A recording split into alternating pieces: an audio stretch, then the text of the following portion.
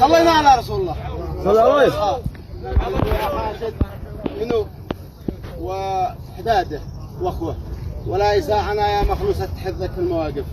وانتم اكبر من ان تحكموا عن انسان سافل ضيع القبيله بكلها، فما ولا يشرف حاشد ان يكون من حاشد، ولكن قد صبر واحنا به من بيت الشيبري من نوعنا وانسابنا، وهذا يخص نفسه.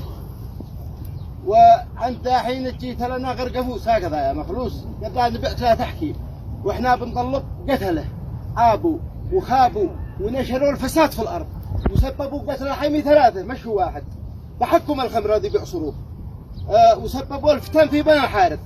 وقتلوا صاحبنا عمد عدوى لو عادوا قتل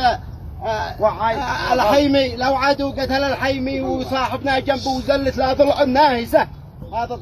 تقصد بعد ما هرب. اليوم توكلوا على الله، احنا نشتي القبيله مثل ما كان الزمان، نشتي العيد احد الاباء والاسلاف اسمعوني، ونشتي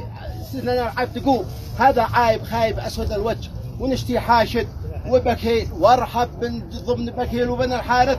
ينفذوا العيب في هذا ويخربوا بيوتهم، الا انتم نشتي لنا اين ما صرنا عربجي تمام يقرح البيوت، فهذا عايب خايب. احنا نشتي تسلموا القتله اذا استطعتم، ما نحملكم بلاطي، ولن تشتي تحكم يا مخلوص انتم بالعيب والحارث، حكموا في العيب والعتوب وسلامتكم ولا عطوا الناقص وقت. الله ينعل